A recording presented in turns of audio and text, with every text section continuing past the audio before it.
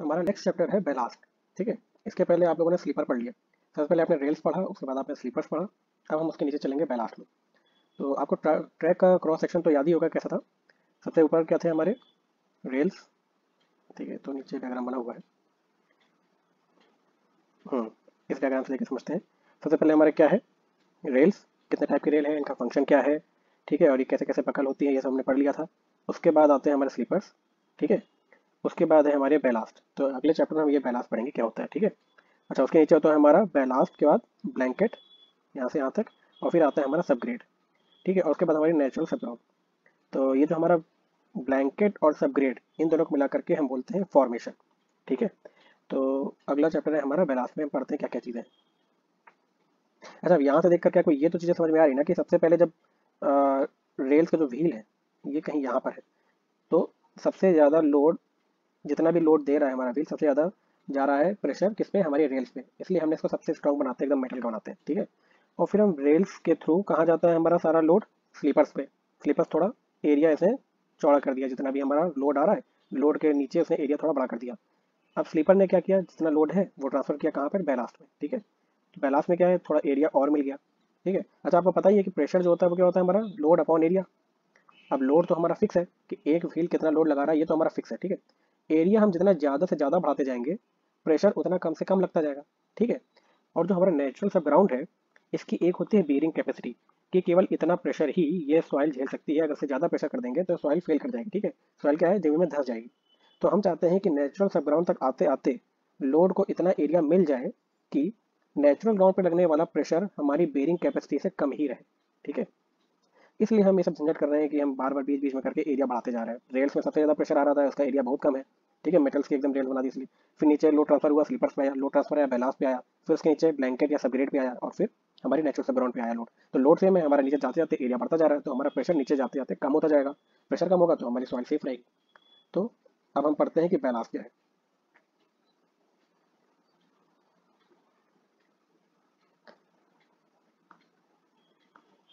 ठीक है, सबसे पहले ballast is a layer of broken stones, gravel, moram or any other granular material placed and packed below and around sleepers for distributing load from sleepers to the formation।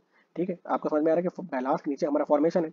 Formation में load transfer करने के लिए हमने एक ballast बिछा के रखा है। तो ये कैसे है? हमारे ब्रोकन स्टोन्स है, कुछ पत्थर है जो तोड़ तोड़ के रखे जाते हैं। आपने बेलास्ट की फोटो तो देखी है पहले पीपीटी में।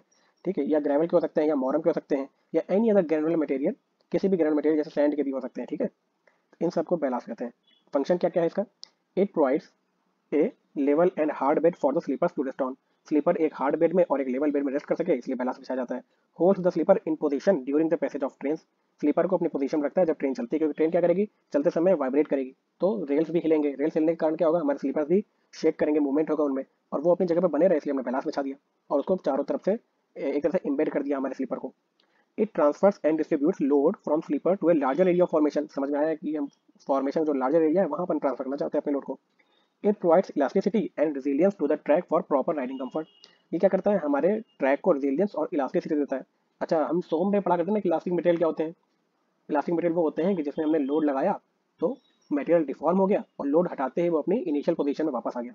ठीक है, तो ट्रैक में भी हम यही चाहते हैं। ट्रैक में भी यही चाहते हैं कि जब ट्रेन हमारी निकल जाए, जब ट्रेन चल रही तो हमारे स्लीपर रेल सब डिफॉर्म हो रहे हैं, और जैसे ही ट्रेन निकले तो हम चाहते हैं कि सभी अपने अपने वापस पहली वाली पोजीशन पे आ जाए। ये नहीं कि ट्रेन निकलने के बाद वो डिफॉर्म ही बने रहे। ठीक है, तो हम चाहते हैं कि हमारा ट्रैक इलास्टिक हो, इसलिए हम बैलास्ट बिछाते हैं।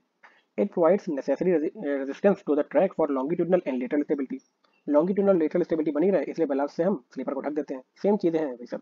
It provides effective drainage to the track, यानी कभी पानी बरसे या बाढ़ है या जो भी हो, हम ड्रेनेज की जितना भी बैलास्ट है उसके अंदर से पानी निकल करके बाहर निकल जाए, ड्रेन्स में चला जाए। ट्रैक में पानी बना ना रहे। ट्रैक में पानी बना रहेगा बहुत खतरनाक है। ठीक है, ट्रैक में पानी रहेगा तो क्या रहेगा? वो नीचे हमारे सबग्रेड तक पहुंच जाएगा। सबग्रेड के बाद हमारे नेचुरल सब ग्राउंड में चला जाएगा, और आपको पता है कि जैसे ही हमारी सॉइल में पानी आता है उसकी बेरिंग कैपेसिटी एकदम से आधी हो जाती है। ठीक है, आपने सॉइल मैकेनिक्स पढ़ा होगा कि पानी हमारे लिए बेकार है। It provides an effective means of maintaining the level and alignment of the track. Effective means of maintaining the level and alignment, कुछ नहीं बेकार की बात है। अच्छा, इसके बाद आते हैं टाइप्स ऑफ बेलास्ट। कितने टाइप के बेलास्ट हो सकते हैं? सैंड बेलास्ट, मॉरम, कोल ऐश और सिंडर, ब्रोकन स्टोन बेलास्ट और अदर टाइप ऑफ बेलास्ट। हम लोग मोस्टली ब्रोकन स्टोन बेलास्ट ही देखते हैं। ठीक है, बाकी सारे सबके कुछ ना कुछ डिसएडवांटेज है। जैसे कि क्या दिक्कत है? चलो अच्छा, नीचे के डायग्राम में आपको पता चल जाएगा जो टेबल बनी हुई है। ठीक है, देखिए ये टेबल है, इसमें आपके कौन कौन से हैं, एक है आपका सैंड ब्लास्ट, एक है मॉरम, कोल ऐश, सिंडर और ब्रोकन स्टोन ब्लास्ट। ठीक है, इनके कौन कौन से एडवांटेज है, कौन कौन से डिसएडवांटेज है और कब कभी सुटेबल है। ठीक है, sand blast good drainage properties, जो आपकी सैंड ब्लास्ट लगाएंगे तो ड्रेनेज बहुत अच्छा होगा, सस्ता है, कोई नॉइस पोल्यूशन नहीं होता ट्रैक में चलते समय, good packing of material for cast iron sleepers, cast iron sleepers अगर आपके हैं तो उनकी पैकिंग बहुत अच्छे से करता है। ठीक है, डिसएडवांटेज क्या है, एक्सेसिव वियर देता है, यानी घिसाव ज़्यादा होता है तो हमारी जितने स्लीपर है वो थोड़ा घिस जाते हैं। ठीक है, ब्लो ऑफ इजिली, यानी जैसे हवा चली आंधी चली तो क्या है, आसपास के हमारे जो बैलास्ट है अगर हमने सैंड बना रखे तो उड़ जाएंगे हवा में, कुछ साल बाद देखेंगे बैलास्ट बचे ही नहीं, हमको बार बार फिर से सैंड डालना पड़ेगा वहाँ पे। पुअर रिटेंटिविटी ऑफ पैकिंग, ठीक है, पैकिंग को रिटेन नहीं कर पाता बहुत देर तक, क्यों, क्योंकि अभी आपने ऊपर देखा कि ब्लो ऑफ हो जाता है इजिली, हवा चली या कभी ट्रेन का वाइब्रेशन हो तो निकल जाएगा। Track can not be maintained to high standards, high standard पे हम ट्रैक अपना मेंटेन नहीं कर पाते, बार बार उसका गेज हमारे बदलते रहेंगे, तो सैंड ब्लास्ट में दिक्कत ये आ जाती है। तो कब सुटेबल होगा, जब भी हमारा cast iron pot sleeper track हो। ठीक है, यानी जब हम स्लीपर कैसे लगाएं, कास्ट आयरन, क्यों, क्योंकि ये कास्ट आयरन की पैकिंग अच्छे से करता है। Not suitable for high speed track, समझ में आ रहा है, ज़्यादा तेजी से ट्रेन चलेगी वाइब्रेशन ज़्यादा होगा, और हमारे सैंड ब्लास्ट में हल्के होते हैं क्योंकि क्या है, सैंड ही तो है, छोटे छोटे पार्टिकल्स हैं, वाइब्रेशन करोगे बहुत ज़्यादा या हवा चलाओगे तो उड़ जाएंगे, तो इसमें सैंड ब्लास्ट अनसुटेबल रहते हैं मोस्ट केसेस में। फिर आता है अपना मॉरम ब्लास्ट, वो भी सेम चीज़ है, सैंड की तरह ही मॉरम भी होता है। मॉरम का है बालू, चीप है, लोकली अवेलेबल हो जाता है, बालू मिल जाती है हमको लोकली। ठीक है, प्रिवेंट्स वाटर फ्रॉम परकुलेटिंग, वाटर को परकुलेट करने से रोक देता है। ठीक है, और प्रोवाइड्स गुड एस्थेटिक्स, दिखने में अच्छा लगता है भूरा भूरा सा। डिसएडवांटेज क्या है, वेरी सॉफ्ट है और डस्ट में बदल जाता है, very soft and turns into dust. Maintenance of track difficult हो जाता है, क्वालिटी ऑफ ट्रैक एवरेज हो जाती है। ठीक है, बहुत अच्छी क्वालिटी का हमको ट्रैक नहीं मिल पाएगा। सुटेबिलिटी कब करेंगे, यूज एज ए सब बैलास्ट, अच्छा बैलास्ट के नीचे हम कभी कभी सब बैलास्ट भी लगा देते हैं। ठीक है, सब बैलास्ट क्या करता है, हमारे लोड को इवनली डिस्ट्रीब्यूट करता है फॉर्मेशन में। क्या है, जैसे ये हमारा स्लीपर है, स्लीपर के नीचे ये हमारे बैलास्ट है।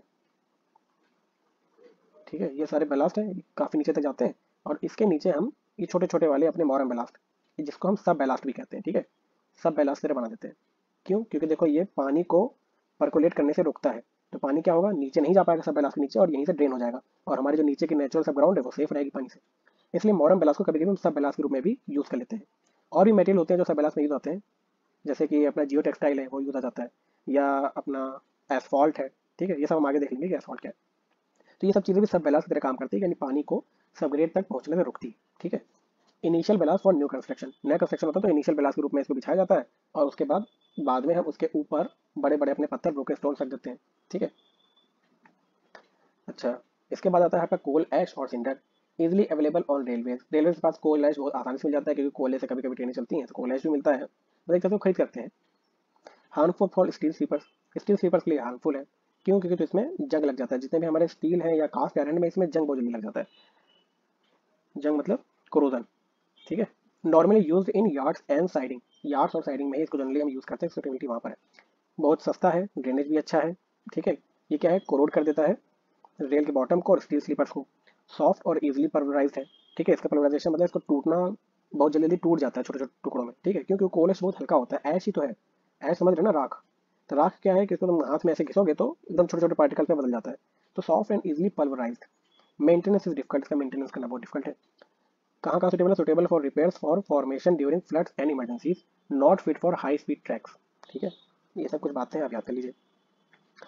ये है फिर हमारा ब्रोकन स्टोन बैराज जो हम यूज़ करते हैं। ठीक है, hard and durable when procured from hard rocks. ठीक है, क्या ये ब्रोकन स्टोन कैसे बनते हैं, एक हार्ड रॉक होता है उसको हम तोड़ते हैं और उसको इतने साइज में बनाते हैं ताकि वो हमारे रेलवेज के बैलास्ट के लिए सुटेबल हो, क्योंकि रेलवेज ने क्या दे रखा है, एक रेंज दे रखी है कि 25 से कम के अगर पत्थर होंगे तो बैलास्ट में यूज़ नहीं करेंगे, 80 से ज़्यादा के पत्थर होंगे तो हम बैलास्ट में यूज़ नहीं करेंगे, तो सिर्फ एक रेंज है कि 25 से 80 के बीच में ही अगर उसका हमारा डायमीटर है किसी पत्थर का, तो ही हम उसको ब्रोकन स्टोन बैलास्ट के रूप में यूज़ कर सकते हैं अपने रेलवे ट्रैक में। ठीक है, तो गुड ड्रेनेज प्रॉपर्टीज होती है इसमें, आराम से पानी निकल जाएगा, क्योंकि कितने बड़े बड़े पत्थर है, पोर्स कितने बड़े बड़े होंगे, उनके बीच में पानी आया तुरंत बह गया। Stable and resilient to the track, ठीक है, स्टेबल रहता है और रिजिलियंट होता है ट्रैक से।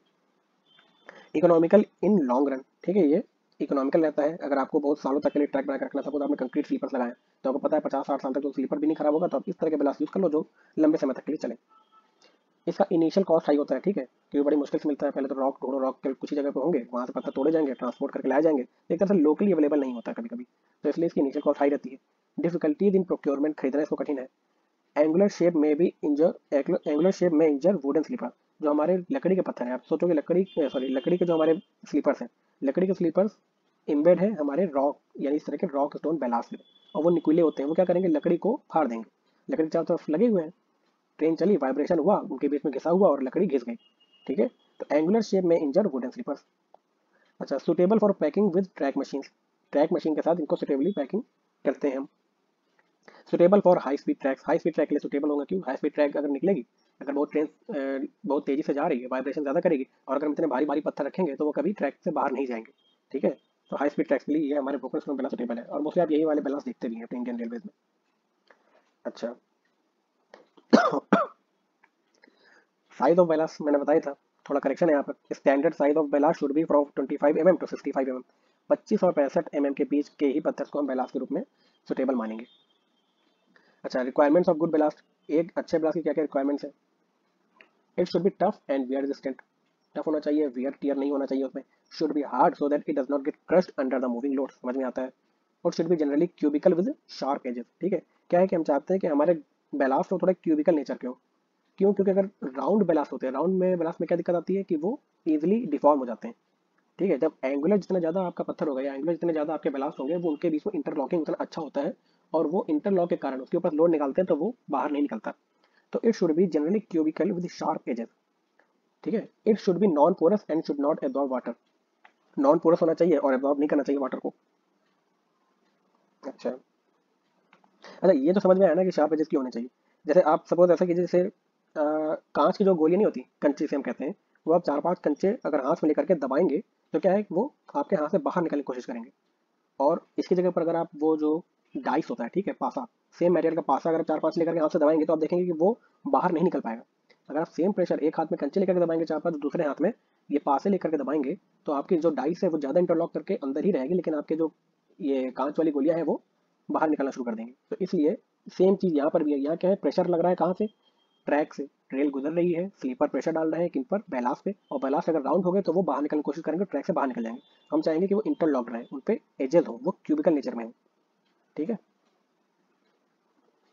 अच्छा, it should resist both attrition and abrasion. Attrition abrasion क्या है कि जब वो घिसाव होता है तो घिसाव के कारण क्या होता है? चकनाचूर हो जाता है पत्थर। तो इस एब्रेशन और एट्रिशन को वो रेजिस्ट करे। ठीक है, आपस में जो घिसाव हो, उस घिसाव के कारण वो वियर और टियर ना हो बैलास्ट पे। It should be durable and should not get pulverised और disintegrated under adverse weather condition. यानी बरसात और पानी और आंधी और धूप के कारण भी जितना वेदरिंग होता है, उस वेदरिंग को ये सस्टेन कर सके, वहाँ पर भी स्टैंड कर सके, और ये ड्यूरेबल हो। ठीक है, आपको पता है कि किसी भी समय पर बारिश और ये जितनी भी चीज़ अगर किसी रॉक में होती हैं, रॉक क्या, रॉक भी तो वेदर होता ही है। कहीं पर आप देखते हैं कि कोई पत्थर है और कुछ कई सालों पुराना पत्थर क्या होता है? लाल हो जाता है। कैसे हो जाता है? उसमें धूप भी पड़ रहा है, पानी पड़ रहा है, ठीक है, पत्थर भी आंधी भी आ रही है, तो क्या है कि ऊपर की जो सतह होती है वो कोरोड हो जाती है एक तरह से। ठीक है, उसमें वेदरिंग हो जाती है। तो सेम चीज़, सेम रॉक से हमारा बैलास बनाया जा रहा है, तो बैलास की भी थोड़ा ड्यूरेबल होना चाहिए, आंधी तूफान सब कुछ झेल जाएगी। It should allow for good drainage of water, water को आराम से ड्रेन कर सके। ठीक है, इसको रिटेन ना करे। इट शुड भी इकोनॉमिकल, सस्ता होना चाहिए। तो कुछ रिक्वायरमेंट्स है एक बैलास की। ठीक है, तो बैलास के बारे में आपको बस इतना ही पढ़ना था, 4 तरह के बैलास मैंने बता ही दिए थे। ठीक है, बैलास की रिक्वायरमेंट क्या होनी चाहिए, उनका साइज क्या होना चाहिए, उनका फंक्शन क्या होता है। ये आपका 8वां चैप्टर भी खत्म। अब आते हैं सबग्रेड एंड फॉर्मेशन में। तो ये आपका तो परमानेंट वे है। ठीक है, ये है आपका, इसे कहते हैं ट्रैक। ठीक है, और यहाँ पर इसमें थोड़ा सा ऐसे लिख दिया है परमानेंट वे। ये डाउट की चीज़ है कि कुछ लोग पूरे पूरे डायग्राम को ही परमानेंट वे कहते हैं, कुछ लोग ये यहाँ पर जितना भी ट्रैक स्ट्रक्चर है, कितना रेल, स्लीपर और बैलास्ट, इसको ही परमानेंट वे कहते हैं। तो कोई दिक्कत नहीं, आप जितने भी ट्रैक कंपोनेंट्स है पूरे को भी आप परमानेंट वे कह सकते हैं। ठीक है, तो क्रॉस सेक्शन कुछ ऐसा है, रेल्स, स्लीपर्स, बैलास्ट, बैलास्ट के नीचे ब्लैंकेट, ब्लैंकेट के नीचे सबग्रेड और फिर नेचुरल सबग्राउंड। ठीक है, फॉर्मेशन का क्या फंक्शन होता है? सबसे पहले स्टार्ट करते हैं सबग्रेड एंड फॉर्मेशन हमारा नया चैप्टर है। Subgrade is naturally occurring soil which is prepare to receive the ballast. Subgrade क्या है? एक सॉइल है जो बैलास्ट को रखने के लिए इसके नीचे बनाई जाती है। नेचुरल अकरिंग सॉइल है which is prepare to receive the ballast. अब ये हमारा बैलास्ट है और ये है हमारा सबग्रेड। ठीक है, इसके बीच में ब्लैंकेट हम कभी कभी यूज़ करते हैं, देखो यहाँ पे लिखा है ऑप्शनल। ठीक है, ब्लैंकेट हम कभी कभी यूज़ करते हैं। ब्लैंकेट क्या होता है? मैंने बताया कि ड्रेनेज प्रॉब्लम अगर आती है, ब्लैंकेट क्या करता है, यहाँ से पानी बरसा, बैलास्ट के थ्रू पानी नीचे आया, ब्लैंकेट क्या करेगा? पानी को ड्रेन ऑफ करना शुरू कर देगा बाहर तरफ, ताकि हमारे सबग्रेड तक पानी ना पहुंच पाए। क्योंकि सबग्रेड क्या, सबग्रेड भी एक तरह की सॉइल है, और सॉइल में अगर पानी पहुंचेगा तो वो अपनी स्ट्रेंथ लूज कर देगी। इसलिए हम कभी कभी ब्लैंकेट भी लगा देते हैं। ब्लैंकेट का फंक्शन आगे पढ़ लेंगे। The Prepared flat surface which is ready to receive the ballast along with the sleepers and rails is called the formation. Formation क्या क्या आ जाता है फिर? हमारा सबग्रेड आ जाता है और ब्लैंकेट आ जाता है जो कि ऑप्शनल है, इसको ही हम फॉर्मेशन कहते हैं, जो हमारे बैलास्ट को रिसीव करने के लिए प्रिपेयर किया जाता है। फंक्शन ऑफ फॉर्मेशन क्या है? It provides a smooth and uniform bed for laying the track, bears the load transmitted to it with the from the moving load through the ballast, ये भी वही है, लोड ट्रांसमिट कर रहा है। Facilitate the drainage, drainage को facilitate करता है। Provides stability to the track, track हमारा स्टेबल बनाता है। ये फंक्शन हो गया। अच्छा, ब्लैंकेट क्या है जो बता रहे थे ऊपर, ऑप्शनल है। An intervening layer of superior material that is provided in the body of bank just underneath the ballast cushion. अच्छा, ये जो एरिया होता है स्लीपर से नीचे और आपके सब बैलास्ट के ऊपर, ये छोटा सा एरिया, इसको हम कहते हैं बैलास्ट की कुशन। ठीक है, कुशन की स्पेलिंग क्या है? CUSHION। ठीक है, तो बैलास्ट कुशन के नीचे हम अपना ब्लैंकेट लगा देते हैं। इंटरवेनिंग लेयर है, सुपीरियर मटेरियल का होता है। ठीक है, इसका क्या फंक्शन है? Function of the blanket to minimise the puncturing of stone ballast into the formation soil. ठीक है, एक तो पहले तो जो हमारा बैलास्ट हम लगा रखे हैं वो हमारी सॉइल में, क्योंकि सॉइल, ये बैलास्ट क्या है, बड़े बड़े पत्थर है। ठीक है, और अगर ये डायरेक्ट हमारे ये सबग्रेड में टच होंगे तो क्या होगा, ये हमारे सबग्रेड में धंस जाएंगे और हमारे सबग्रेड को पंक्चर कर देंगे। पंक्चरिंग समझ में आता है ना, कि धंस गए इसके ऊपर। और दूसरा इसका काम क्या है? दूसरा काम है इसका to reduce the ingress of rain water into the formation soil, हमारे फॉर्मेशन सॉइल में रेन वाटर ना आ पाए। तो ये जो ब्लैंकेट है, ये ब्लैंकेट हम अभी आपको ऊपर हमने पढ़ाया था कि हमारे ऐश जितने भी थे, ऐश ब्लास्ट, उसको हम सब ब्लास्ट रूप में यूज़ करते हैं, या हमारे मोरम ब्लास्ट हो गए, ठीक है, जिसमें छोटे छोटे पत्थर यूज हो रहे हैं ब्लास्ट, उसको हम सब ब्लास्ट करते हैं। और सब ब्लास्ट के नीचे हम ब्लैंकेट लगाते हैं। अब ये जो हमारा ब्लैंकेट है, ये एसफॉल्ट का बना होता है। ठीक है, या जियो टेक्सटाइल होता है। ये जो आप देख रहे हैं छोटा छोटा, ये है आपके बैलास्ट। बैलास्ट के नीचे ये जो लेयर है पतली सी, ये जो लेयर देख रहे हैं, ये जो पतली सी लेयर है, ये है हमारा एसफॉल्ट। एसफॉल्ट क्या है? सीमेंट, सीमेंट नहीं सॉरी, वाटर, सैंड, एग्रीगेट और बिटुमेन, इनका मिक्सचर होता है, जिससे सड़क बनती है अपनी। तो वो हमारी होती है एसफॉल्ट। एसफॉल्ट हमने नीचे लगा दिया और इसके नीचे हमने बनाया ये अपना एक तरह से फॉर्मेशन। ठीक है, ये हमारा सबग्रेड है और ये हमने देखो ड्रेनेज बना दिया, यहाँ से जितना वाटर है यहाँ से ड्रेन होकर निकल जाए। तो ये हो गया आपका ब्लैंकेट। सबग्रेड मटेरियल क्या होता है? Subgrade material is normally obtain from the borrow pits in the adjoining lane. जहाँ पर हम रेलवे ट्रैक बिछा रहे हैं उसके आसपास की जो जमीन है, वहीं पर हम कहीं कहीं से बोरो पिट यानी गड्ढे खोद देते हैं। ठीक है, बोरो पिट्स। बोरो पिट्स क्या होते हैं? वो गड्ढे जहाँ से हम सॉइल एक्सट्रैक्ट कर रहे हैं और कहीं और जगह पर लगाने जा रहे हैं। ठीक है, उनको हम कहते हैं बोरो पिट्स। बोरो मतलब उधार लेना और पिट्स मतलब गड्ढे। अच्छा, it should be able to bear the load transferred to it by the ballast section. It should be able to bear the load transfer to it by the ballast section. Ballast section जितना load transfer कर रहा है वो beer कर सके, ऐसी soil होनी चाहिए। यानी कि अगर लोकली अवेलेबल सॉइल तो कुछ भी लगा देंगे, देखना पड़ेगा ना कि वो सॉइल इतना स्ट्रॉन्ग है भी कि नहीं कि बैलास्ट से आने वाले लोड को ट्रांसफर कर सके। It should prevent the ballast from puncturing to it, यानी बैलास्ट को पंक्चर ना कर पाए, ऐसी सॉइल होनी चाहिए। It should drain off entering from the top, ऊपर से ये कहीं ड्रेन ऑफ ना कर जाए। यानी अगर सपोज आपने सैंडी सॉइल है, एक तरह से सैंडी सॉइल क्या है, अगर आपने फॉर्मेशन के रूप में या सबग्रेड के रूप में इसको यूज़ किया है, हवा चली ऊपर से बह गया, या पानी आया, पानी के साथ ऊपर की सॉइल हमारी फॉर्मेशन बह गई, तो ऐसा सबग्रेड मटेरियल नहीं होना चाहिए। It should not change its volume due to variation in moisture, यानी मॉइस्चर के वेरिएशन पे अपना वॉल्यूम चेंज करने ना लग जाए। ठीक है, आपको पता ना कि कोई सॉइल ऐसी होती है जिसमें पानी पड़ते ही फूल जाती है, जैसे ब्लैक कॉटन सॉइल होती है हमारी। ब्लैक कॉटन सॉइल क्या है? एक तरह से क्लेई सॉइल है। क्लेई सॉइल में मॉड मेरोनाइट जो हमारे मिनरल्स रहते हैं वो सॉइल को फुला देते हैं, क्ले को फुला देते हैं। तो ऐसी सॉइल हम यूज़ नहीं करेंगे जो पानी पाते ही फूल जाए। क्यों? क्योंकि इससे हमारा ट्रैक खराब हो जाएगा, ट्रैक का स्ट्रक्चर वैसा नहीं रहेगा जैसे हमने एक्सपेक्ट किया था। तो ये आपका सबग्रेड हो गया। ठीक है, 8वां चैप्टर। 9वां चैप्टर है track fittings and fastenings. Track fittings and fastenings क्या चीज़ है? फास्टनिंग्स मैंने पहले आपको बता ही दिया था कि रेल्स को रेल से जोड़ने को की प्रक्रिया को हम फास्टनिंग कहते हैं। ठीक है, और रेल्स को स्लीपर से भी जोड़ेंगे उसको भी हम फास्टनिंग कहेंगे। कुछ फास्टनर्स होते हैं जो ये काम करते हैं, यानी रेल्स को जोड़ना या रेल्स को स्लीपर से जोड़ना, इसको ही हम ट्रैक फिटिंग भी कहते हैं। तो to hold the rails in their proper position, rails को अपनी प्रॉपर पोजीशन में होल्ड करने के लिए कुछ इंस्ट्रूमेंट्स है, कुछ डिवाइसेज हैं, फास्टनर जिसे हम कहते हैं। ये रेल्स को अपनी जगह पर होल्ड करके रखते हैं। For joining rails together as well as fixing them to the sleeper. तो ये हमारे ट्रैक फास्टनर का काम हो गया। कितने टाइप के फास्टनर्स होते हैं? ये जो आप देख रहे हैं ना, फिश प्लेट हो गया, बोल्स हो गए, नट्स हो गए, डॉग स्पाइक्स, फोटो देखा था, fang bolts, screw cup spikes, bearing plate, loose jaws keys and liners, tie bars, cotters, elastic Pandrol clip, ठीक है, ये सब आपके फास्टनर्स हैं।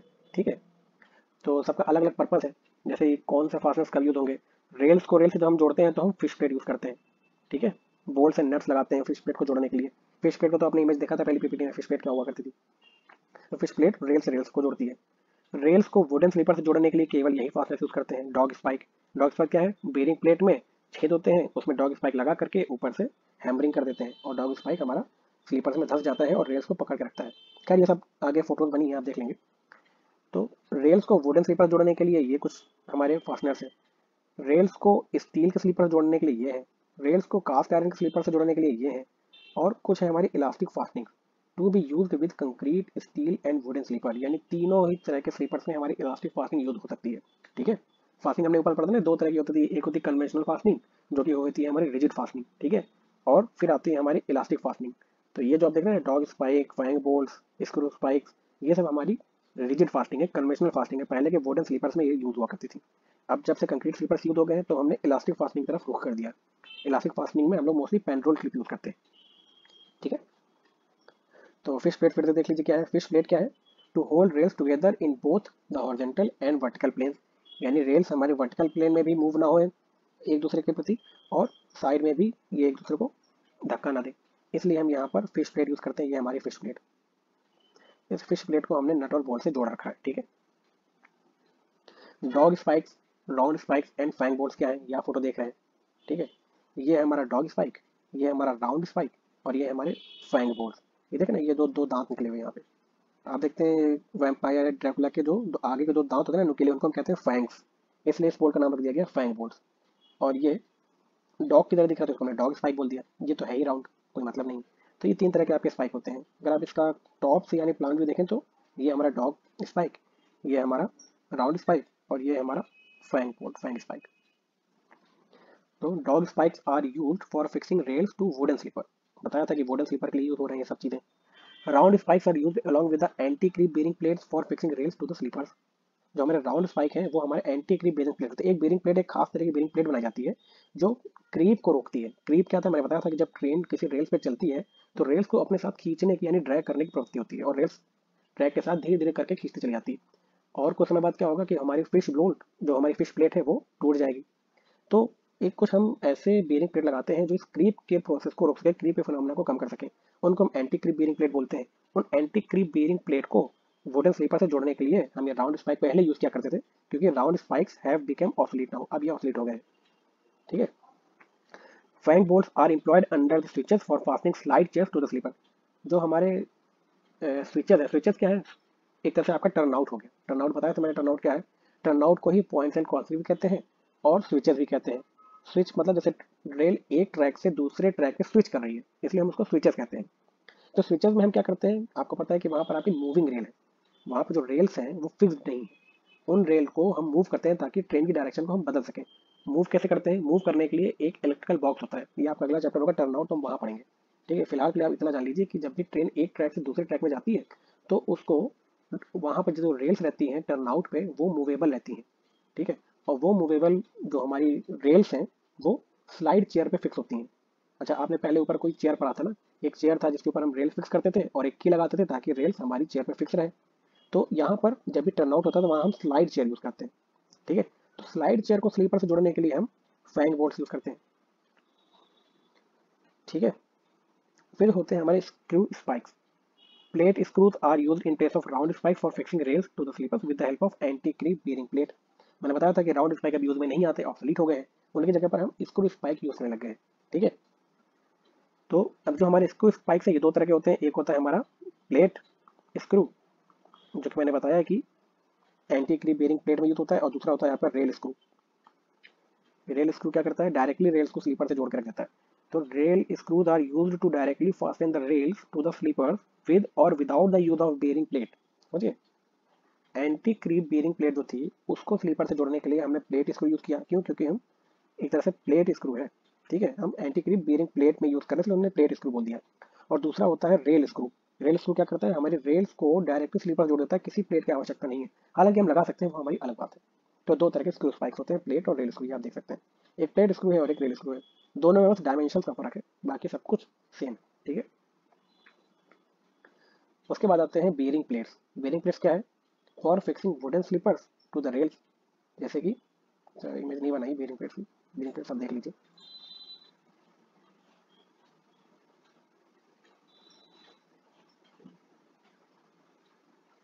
ये है आपकी कुछ बेयरिंग प्लेट्स, ठीक है।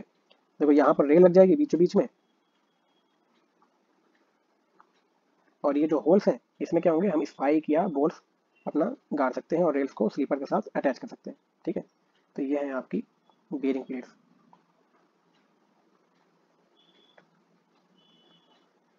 For fixing wooden sleepers to the rails. मतलब बेयरिंग प्लेट हम क्यों लगा रहे हैं? एक तो से अब ये देखें ना कि रेल्स को अगर हम डायरेक्टली स्लीपर्स में रखेंगे तो रेल्स के बॉटम का जितना एरिया है और लोड जितना लग रहा है वो क्या करेगा, वुडन स्लीपर में धंस जाएगा अगर लोड काफ़ी ज़्यादा आएगा। तो हम क्या करते हैं कि रेल्स को डायरेक्टली वुडन स्लीपर में ना रख करके उसके एरिया को बड़ा करने की कोशिश करते हैं, इसलिए हमने रेल्स के बॉटम के जस्ट नीचे बेयरिंग प्लेट लगा दी। अब लोड तो हमारा सेम ही है, लेकिन बेयरिंग प्लेट ने क्या किया, एरिया अपना बड़ा कर दिया। अब ये जो बेयरिंग प्लेट है हमारी स्लीपर्स पर रखी है, अब एरिया बड़ा हो गया, लोड सेम है, तो हमारा प्रेशर कितना हो जाएगा, कम हो जाएगा, ठीक है। Is equal to load upon area, load same है। पहले हमारा क्या था, रेल जो था, सपोज ये जो हमारी रेल्स है वो डायरेक्टली स्लीपर से कनेक्टेड है। अब क्या है कि ये हमारी जो रेल्स है इसके नीचे इतना बेयरिंग प्लेट और लगा दिया, इतना बड़ा, और फिर है हमारे स्लीपर्स। तो क्या आप यहाँ देख रहे हैं कि लोड तो हमारा सेम ही आ रहा है पी, यहाँ भी सपोज लोड सेम ही आ रहा है पी, लेकिन यहाँ पर एरिया है सिर्फ इतना, ठीक है। तो पी अपॉन छोटा एरिया, और यहाँ पर एरिया कितना है स्लीपर्स के ऊपर, इतना एरिया, क्योंकि हमने बीच में एक बेयरिंग प्लेट लगा दी है। तो यहाँ पर प्रेशर कितना हो जाएगा, स्मॉल पी देते हैं प्रेशर को, कैपिटल पी अपॉन बड़ा एरिया। एरिया बड़ा हो गया, हमारा प्रेशर कम हो गया। अब ये जो रेल है हमारे स्लीपर में धंसेगी नहीं और स्लीपर हमारा सही रहेगा, इसलिए हम बियरिंग प्लेट यूज करते हैं नीचे for fixing wooden sleeper to the rails. अच्छा, वुडन स्लीपर में ही ज़्यादा इंपॉर्टेंट क्यों है, क्योंकि वुडन हमारी वुड सॉफ्ट होती है, वो एक तरह से धंस सकती है रेल्स में, लेकिन हमारी कंक्रीट और स्टील की स्लीपर स्ट्रॉन्ग होती है, रेल्स उसमें घुस नहीं सकता, इसलिए बियरिंग प्लेट मोस्टली हम लोग वुडन स्लीपर्स के लिए यूज़ करते हैं। अच्छा, ठीक है, बने तो इमेजेस। अब बियरिंग प्लेट आपके तीन चार तरह की होती हैं। एक है आपका mild steel canted bearing plate, ठीक है, आप ये फिगर देख सकते हैं, ये आपकी रेल्स है, और ये कैंटेड बीयरिंग प्लेट है। कैंटेड बीयरिंग प्लेट का मतलब क्या हुआ कि बीयरिंग प्लेट को 1/20 के साथ कैंट किया गया है। अच्छा, मैंने बताया था ना कि आपके जो व्हील्स होते हैं वो 1/20 में कैंटेड रहते हैं, यानी 1/20 का स्लोप रहता है, इसलिए हम चाहेंगे कि हमारे जितने भी रेल्स भी हों वो भी 1/20 पर ही झुके रहें। और ऐसा करने के लिए हमने कहा था कि हम अपने स्लीपर्स में एडजिंग कर देते हैं, यानी ये जितने भी स्लीपर्स हम यहाँ लगाते हैं उसको हम 1/20 के साथ स्लोप कर देते हैं, ये हमारा स्लीपर्स है, ताकि इसके बीच में हमारा प्रेशर पूरे में यूनिफॉर्म रहे और हमारी रेल्स में वियर एंड टियर ना हो, ठीक है। अब क्या है कि हमको पता है कि हम रेल्स के नीचे यहाँ पर एक बीयरिंग प्लेट लगाने वाले हैं इस जगह पर, ठीक है। तो क्यों ना उस बीयरिंग प्लेट को ही हम कैंटेड बना दें बजाय इतने बड़े स्लीपर को कैंट करने की अपेक्षा, ठीक है। तो हमने क्या किया कि जो बीयरिंग प्लेट बनाई उसको ही 1/20 पे कैंट कर दिया, यानी थोड़ा टेढ़ा कर दिया। अब यहाँ पर आप देख रहे हैं कि ये थोड़ा सा कैंट है, स्लोप में जा रहा है, ऐसा करके हमने 1/20 का कैंट दे दिया, और अब ये भी 1/20 का स्लोप है। यहाँ पर फ्लैट दिख रहा है आपको, लेकिन एक्चुअली ये 1/20 है, इतना हल्का सा स्लोप है कि पता नहीं चलता। तो हमने बेयरिंग प्लेट को ही कैंट कर दिया, तो हम जितने भी स्लीपर है वो हम फ्लैट स्लीपर्स यूज कर सकते हैं, क्योंकि फ्लैट स्लीपर के ऊपर हमने ये एक तरह से कैंटेड बेयरिंग प्लेट यूज करती है, इसे हम कहते हैं mild steel canted bearing plates, ठीक है। फिर है flat MS bearing plate. Cant ना करो, एमएस यानी mild steel bearing plate directly flat ही यूज कर लो, तो आप अपने स्लीपर्स को कैंट करना पड़ेगा। तो दूसरा ऑप्शन ये है। एक है आपका cast iron anti creep bearing plate. ये जो कास्ट आयरन की जो प्लेट्स रहती हैं एंटी क्रीप बेयरिंग प्लेट होती हैं, यानी ये क्रीप में एक तरह से इसमें टू वे की लगा रहता है, यहाँ भी की लगा दिया है, यहाँ भी की लगा दिया है, और ये हमारी रेल्स को पकड़ के रखती है, ठीक है। तो इसको हम cast iron anti creep bearing plate कहते हैं, यानी बेयरिंग प्लेट भी हो गई और क्रीप भी रोक रही है। और है एक special cast iron bearing plate for full headed rails. मैंने बताया था कि कुछ बुल हेडेड रेल्स होती है, उसका हमने ऊपर का हेड काफ़ी बड़ा बना दिया, यहाँ डबल हेड जैसी लग रही है, बट एक्चुअली ये समझ के रखिए कि बुल हेडेड है, ऊपर का पोर्शन काफ़ी बल्की है, हैवी है, ठीक है। तो इसको ट्रैक में स्टेबल रखने के लिए हमें इतनी बड़ी बेयरिंग प्लेट, जिसको हम चेयर्स भी कहते हैं, इसको यूज़ करना पड़ रहा है, तो हमारा खर्चा काफ़ी बढ़ जाता है, इसलिए बुल हेडेड रेल्स हम लोग यूज़ नहीं करते, ठीक है। लेकिन फिर भी आप तो टाइम से एक पढ़ लीजिए कि special cast iron bearing plate है जो पुल हेडेड रेल्स के लिए यूज की जाती है। तो ये हमारी बेरिंग रेल है, सॉरी बेरिंग प्लेट है। ठीक है, ये आपका जॉ है, ये है आपकी स्प्रिंग की। ठीक है, और कुछ ऐसी स्पेशलाइज्ड बेरिंग प्लेट है, इसलिए हम इसको चेयर भी कहते हैं। ठीक है, ये आपकी पूरी पूरी बेरिंग प्लेट है। अब समझिए इलास्टिक फास्टनिंग क्या होती है। Due to shocks and vibration caused by moving loads, the rigid fastening becomes loose. ठीक है, to solve this problem, a fastening which could dampen the vibration is required. This has led to the development of the elastic fastening. तो अब नए तरीके जो हम fasting use करते हैं, क्यों? क्योंकि जितने भी पुरानी अब तक हम फास्टिंग पढ़ रहे थे, ये रिजिड फास्टिंग थी। यानी रिजिड मतलब कि इनमें इलास्टिसिटी बहुत कम है। ट्रेन आई, ये डिफॉर्म हुए और ये डिफॉर्म ही बने रहे। ठीक है, वाइब्रेशन के कारण। तो अब हमने क्या किया, हम एक तरह से इलास्टिक फास्टिंग यूज कर रहे हैं, यानी ट्रेन के निकलने के बाद भी ये अपने पूर्व पोजीशन यानी पुरानी वाली इनिशियल पोजीशन पे ही बने रहते हैं। ठीक है, तो रिजिड फास्टिंग क्या है, लूज हो जाती थी और हमको बार बार मेंटेनेंस करना पड़ता था। इलास्टिक फास्टिंग क्या है, इतनी जल्दी लूज नहीं होती है, इलास्टिक नेचर की होती है, ट्रेन के निकलने के बाद वापस अपनी पोजीशन पे आ जाती है, इसलिए लूज नहीं होती। ठीक है, कुछ एग्जांपल है जो हम रिसेंटली यूज करते हैं, पेनरोल क्लिप, आयरन 202, लॉन्गवेल जी क्लिप या लॉक स्पाइक। ठीक है, तो ये कुछ स्पाइक्स हैं, जैसे आप ये देख सकते हैं, ये आपका पेनरोल क्लिप है। ठीक है, ट्रैक में ऐसे आपने देखा होगा, ऐसा लगा रहता है, ये आपके पेनरोल क्लिप है। ठीक है, अच्छा ये भी है एक, इसका ई क्लिप कहते हैं शायद, क्या अगले क्लास में बताऊंगा इसको क्या कहते हैं। ये भी एक तरह की आपकी इलास्टिक फास्टिंग है। ठीक है, एक ये भी आपकी इलास्टिक फास्टिंग है। ये कैसे दिख रहा है, अगर आप ऊपर से देखेंगे तो ये ऐसे फास्टिंग है, यहाँ पर बीच में बोल्ट लगा हुआ है यहाँ पे। ठीक है, और ये चीज़ आपके रेल्स में लगी हुई है, ये रेल्स को पकड़ के रखे है। ठीक है, और ये इधर है जो कि दबा के रखे। तो ये आपकी कुछ इलास्टिक फास्टिंग हो गई। ठीक है, तो आपका ये फास्टिंग वाला चैप्टर खत्म होता है, बाकी का आगे हम नेक्स्ट क्लास में पढ़ेंगे। तो कितने चैप्टर खत्म हो गए टोटल, 9 चैप्टर।